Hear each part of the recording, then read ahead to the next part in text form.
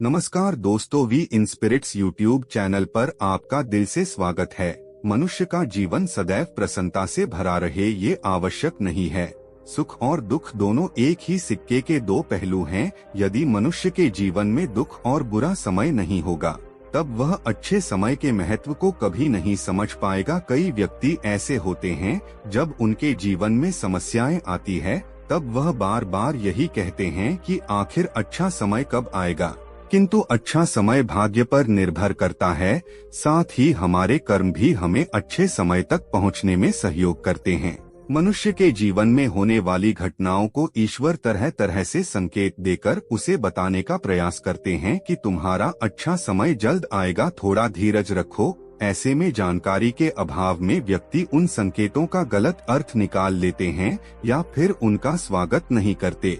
इस प्रकार जब परेशानियां उनका पीछा नहीं छोड़ती है तब वह निराश हो जाते हैं। आज हम आपको इस वीडियो में बताने वाले हैं कि अच्छे समय आने की क्या संकेत होते हैं और किस प्रकार से इन संकेतों का स्वागत करना चाहिए। दोस्तों, गौतम बुद्ध की शिक्षा हर किसी के जीवन को नई दिशा दे सकती है।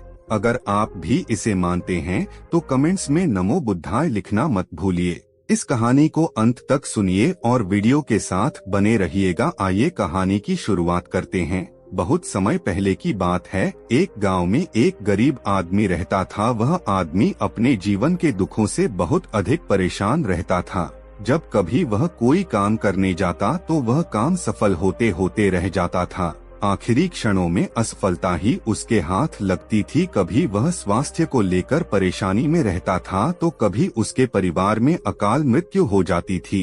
वह अपने जीवन के दुखों से तंग आ चुका था। एक दिन की बात है, वह अपने घर के दरवाजे पर बैठा बैठा सोच रहा था। तभी उसके दरवाजे पर चिड़ियों का झुंड आया।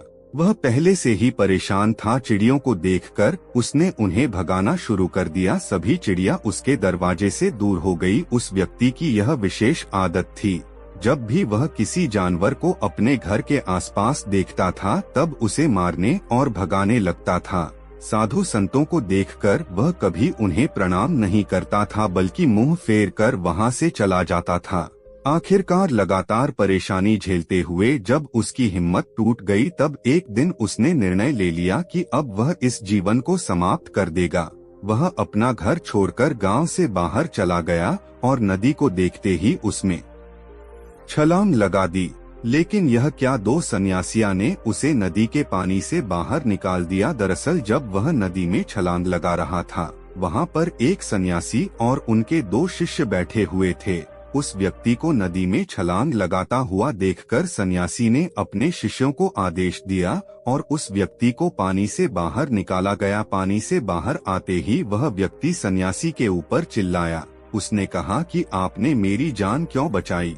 मैं जीवित नहीं रहना चाहता, मुझे मरना ही होगा। सन्यासी ने उसे समझाते हुए कहा कि यह जीवन बहुत मूल्यवान है, तुम इसे इस प्रकार क्यों व्यर्थ कर रहे हो? आखिरकार जब समय पूरा हो जाएगा तब तुम्हें यह धरती छोड़कर जाना ही है। उस व्यक्ति ने कहा कि मैं अपने जीवन की परेशानियों से तंग आ गया हूँ। मुझे समझ है, मैं लाख प्रयत्न करता हूँ फिर भी सफलता नहीं मिलती है। सन्यासी ने कहा कि मैं तुम्हारी सहायता करूँगा। तुम सबसे पहले आत्महत्या करने का विचार अपने दिमाग से निकाल दो, क्योंकि यह सबसे बड़ा पाप है। जो व्यक्ति आत्महत्या करते हैं उन्हें कभी मुक्ति नहीं मिलती है। तुम्हें क्या लगता है, तुम आत्महत्या कर लोगे तो तुम्हारी परेशानी खत्म हो जाएगी? कभी नहीं, उस लंबे व्यक्ति ने उसे भीख के रूप में कुछ पैसे दे दिए तब उस और भिखारी ने कहा कुछ कि हे फूल उसे दे सन्यासी, दिए। आप बहुत उस ध्यानी लंबे हैं, व्यक्ति कृपया को यह करके बात मुझे बहुत पसंद कोई आई। मार्ग वह बताइए। बोला, मुझे यह बताइए वाह कि क्या मेरा बात है, अच्छा समय आज कब तुम भी आएगा मेरी और तरह एक इसके व्यापारी बन संकेत गए क्या हो। क्या है। इतना कहकर सन्यासी ने फूल कहा लेकर कि वह मैं लंबा तुम्हारी व्यक्ति सहायता अपने अवश्य स्टेशन पर करूंगा, उतर किंतु गया। उससे पहले लेकिन उस तुम्हें लंबे मेरे व्यक्ति कार्य द्वारा करने कही होंगे। गई मैं बात एक तुम्हें बार जैसा फिर से जैसा उस कहता हूँ भिखारी के तुम्हें दिल में मेरी उतर बात गई। माननी होगी। वह उस बार व्यक्ति बार ने उस कहा लंबे कि व्यक्ति के आप द्वारा जो भी कही गई कहेंगे लाइन मुझे के सब बारे में मान्य सोचने है। लगा आप यह और बहुत बताइए कि खुश होने मेरे लगा। जीवन में अच्छा उसकी समय आंखें कब अब आएगा चमकने लगी। और इसके उसे लगने संकेत लगा कि अब उसके हाथ सफलता की वह चाबी लग गई है, जिसके द्वारा वह अपने जीवन को बदल सकता है। सन्यासी ने वह तुरंत ट्रेन से नीचे उतरा और उत्साहित होकर बहुत तेज आवाज में ऊपर आसमान की तरफ देखकर बोला, मैं भिखारी नहीं हूँ, मैं तो एक व्यापारी हूँ। मैं भी उस लंबे व्यक्ति जैसा बन सकता हूँ, मैं भी अमीर बन सकता हूँ। लोगों ने उसे देखा तो सोचा कि शायद यह भिखारी पागल हो गया है, और अगले दिन से वह भिखारी उसी स्टेशन पर फिर कभी नहीं दिखा। लेकिन 6 महीने बाद इसी स्टेशन पर 2 व्यक्ति सूट बूट पहने हुए यात्रा कर रहे थे। दोनों ने एक दूसरे को देखा तो उनमें से एक ने दूसरे से हाथ मिलाया और कहा, क्या आपने मुझे पहचाना? दूसरा व्यक्ति बोला, नहीं, क्योंकि मेरे हिसाब से हम लोग पहली बार मिल रहे हैं। पहला व्यक्ति बोला, नहीं, आप याद कीजिए, हम पहली बार नहीं बल्कि तीसरी बार मिल रहे हैं। दूसरा व्यक्ति बोला, मुझे याद नहीं, इस प्रकार वैसे हम पहले 2 बार कब मिले थे? अब पहला व्यक्ति मुस्कुराया और बोला, हम पहले भी 2 बार इसी ट्रेन में मिले थे, और मैं वही भिखारी हूँ जिसको आपने पहली मुलाकात में बताया कि मुझे जीवन में क्या करना चाहिए, और दूसरी मुलाकात में बताया कि मैं वास्तव में कौन हूँ। दूसरा व्यक्ति मुस्कुराया और अचंभित होते हुए बोला, समझाते हुए कहा कि याद आया, तुम वही भिखारी हो जिसे मैंने एक बार भीख देने से मना कर दिया था, और दूसरी बार मैंने तुमसे कुछ फूल खरीदे थे। लेकिन आज तुम यह सूट बूट में कहाँ जा रहे हो, और आजकल क्या कर रहे हो? कि जीवन में तब पहला व्यक्ति बोला, आने वाला है। हाँ, मैं वही भिखारी हूँ, लेकिन आज मैं फूलों का एक बहुत बड़ा व्यापारी हूँ, और इसी व्यापार के काम से ही दूसरे शहर जा रहा हूँ।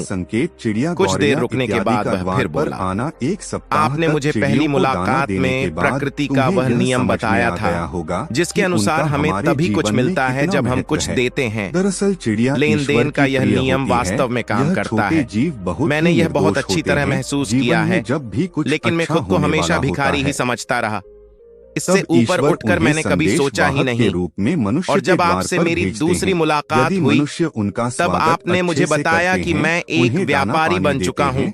अब मैं समझ चुका था कि मैं वास्तव में एक भिखारी नहीं बल्कि व्यापारी बन चुका हूँ। मैंने समझ लिया था कि लोग मुझे इतनी भीख क्यों दे रहे हैं, क्योंकि वह मुझे भीख नहीं दे रहे थे, बल्कि उन फूलों का मूल्य चुका रहे थे। सभी लोग मेरे फूल खरीद रहे थे। हमें दूध देती है, इस दूध को देवता अमृत समान मानते हैं।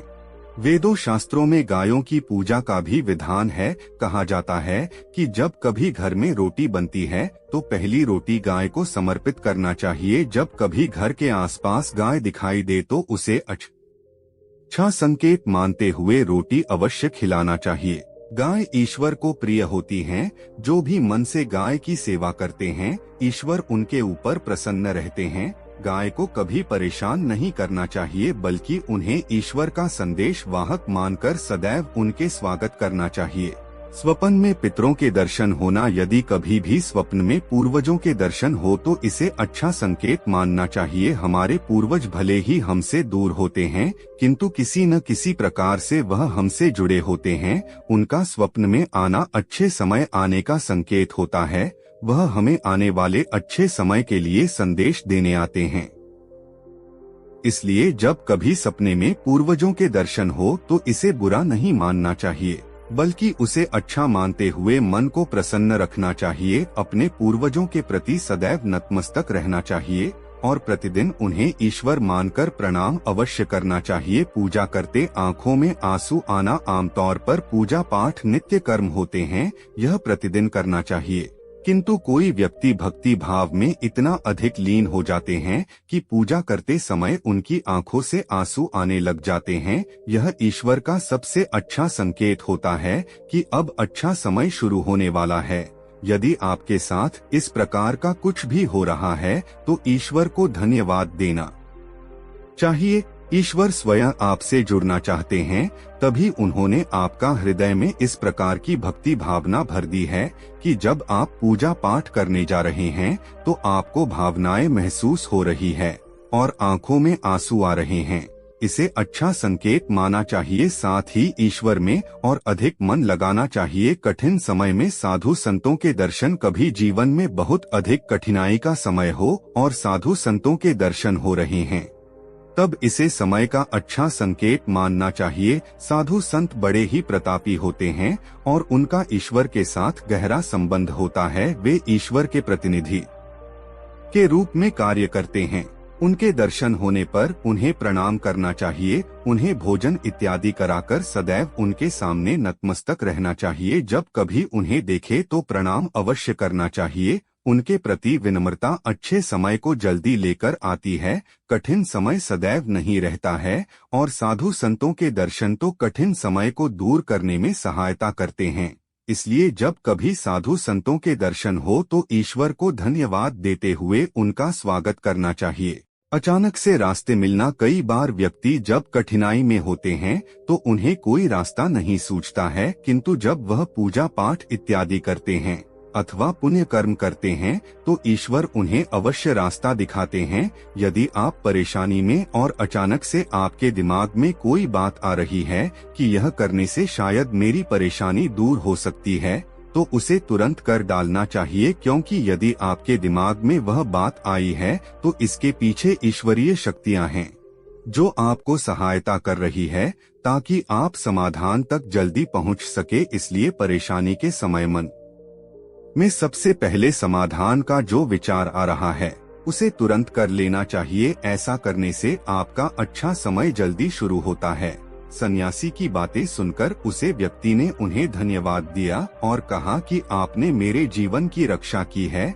यदि आप नहीं होते तो मैं आज जीवित नहीं होता। मैं वादा करता हूँ कि आज के बाद जीवन में कोई भी परेशानी आएगी मैं डटकर उसका सामना करूँगा, साथ ही इन अच्छे संकेतों का स्वागत करूँगा।